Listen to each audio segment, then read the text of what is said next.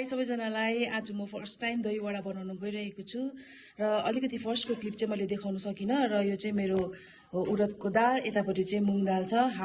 फुल 1 cup उडदको दाल भयो, अन्त half cup चाहिँ मुङको दाललाई चाहिँ मैले मजाले धोएर 5 to 6 आवर्स सोक गरेर राखिसकेको छु। अब यसको चाहिँ मैले पेस्ट बनाउनु पर्ने हुन्छ र हेर्दै गर्नुहोस् है यो भिडियोलाई कन्टिन्यू। म अर्को प्रोसेसपट्टि लागिरहेको छु है।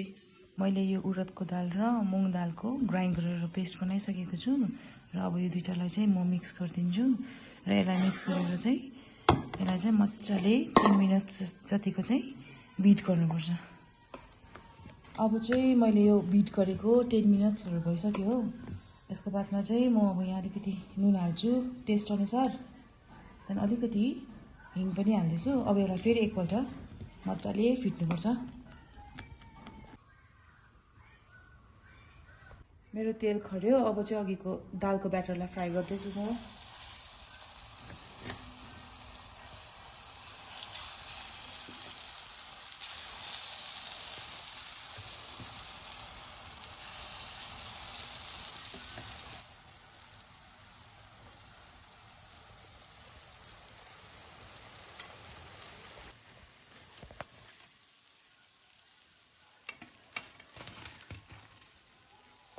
अब चाहिँ मेरो यो दहीको भइसकेको छ। यसमा चाहिँ तातो पानी लिएँ मैले र यसमा चाहिँ अलिकति हिङ र अलिकति नुन फेरि यसमा मिक्स गरेँ र मिक्स गरेर चाहिँ अब यसलाई चाहिँ एकछिन भिजाउनुपर्छ यो पानीमा। एकछिन यसलाई चाहिँ डुबाएर राख्नुपर्छ। अब चाहिँ वडामा हाल्नुको लागि दहीको ब्याटर रेडी गर्दैछु। मैले चाहिँ यत्रो 1 प्याकेटको दही लिएको छु।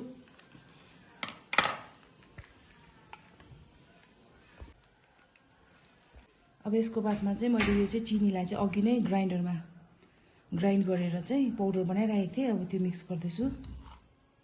तपाईँहरूले अब कतिको चाहिँ गुलियो खानुहुन्छ त्यही अनुसारले चाहिँ आफ्नो टेस्ट अनुसार चाहिँ चिनी हालेर चाहिँ मजाले यसलाई दहीसँग चाहिँ फिट्नु पऱ्यो। त्यहाँदेखि अलिकति हामीले वाटर पनि एड गर्नु पऱ्यो। अलिक पातला पातला बनाउनुपर्छ। अलिकति मैले यहाँनिर सल्ट पनि एड गरेको छु टेस्टलाई ब्यालेन्स गर्नुको लागि। मैले पुदिनाको चटनी बनाउँदैछु यसमा हाल्नुको लागि, अहिले दही वडामाथि हाल्नुको लागि। अघि भिजाएको मैले स्क्विज गर्दै हल्का हातले स्क्विज गर्दै यहाँ बाहिर राख्दैछु। अब चाहिँ म प्लेटिङ गर्दैछु।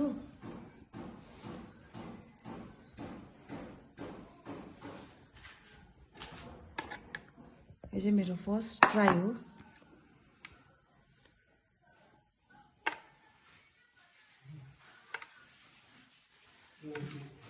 अलिकति रेड चिल्ली पाउडर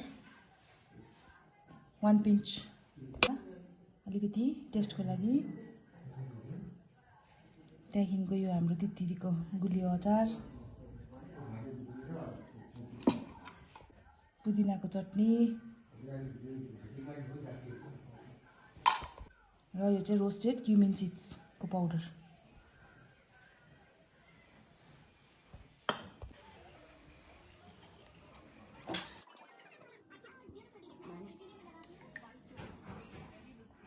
दामी भएछ।